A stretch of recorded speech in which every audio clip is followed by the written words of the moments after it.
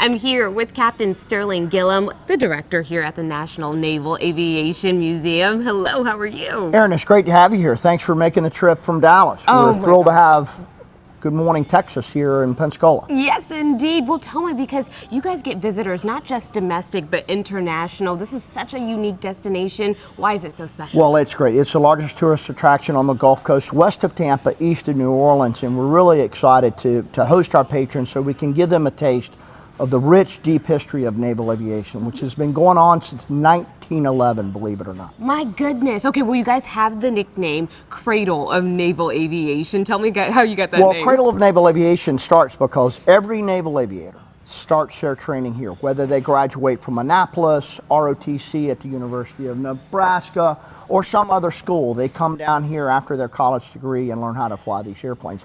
In addition, the young men and women that work on these high-performance airplanes and work on those flight decks get their apprenticeship training here in Pensacola. Oh my gosh. So it's called the Cradle of Naval Aviation, and has been that since 1914. Well, there's so much history here, especially when it comes to the military and, as you said, aviation overall. How is that reflected throughout the museum? Well, we have been telling a story that starts back in 1911, so for over 115 years, we're walking through all these periods: World War I, World War II, Korea, Vietnam, the modern day conflicts, and we have artifacts, airplanes that flew in those years. But more importantly, we tell the stories of the people, the men and women that flew those airplanes.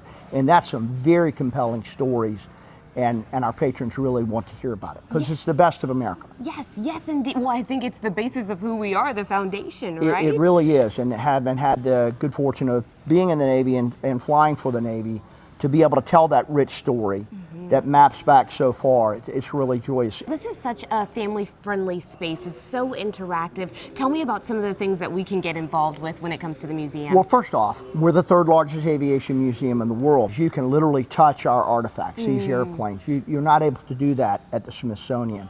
And it allows people to really get in contact, literally and figuratively, with that rich history. Yes. We have simulators. Our exhibits are very interactive. We've blended the hard artifact and then the electronics, such that you can dive down deep into some of these stories electronically.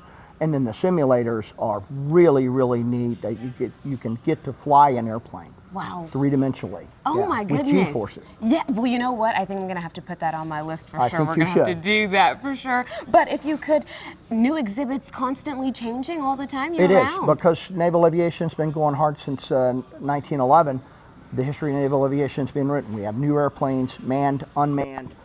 So we constantly are taking new items into the collection, be them aircraft artifacts or personal artifacts from people that have made a mark in naval aviation. My goodness, I have to ask you, because I see the space set up behind us. Tell me how you guys touch a bit on that sector as well. Well, naval aviation and space are tied big time. For the Mercury 7, first American in space, first American to orbit the Earth, first human to walk on the moon, last human to walk on the moon, all naval aviators. Wow. And we saw Artemis too.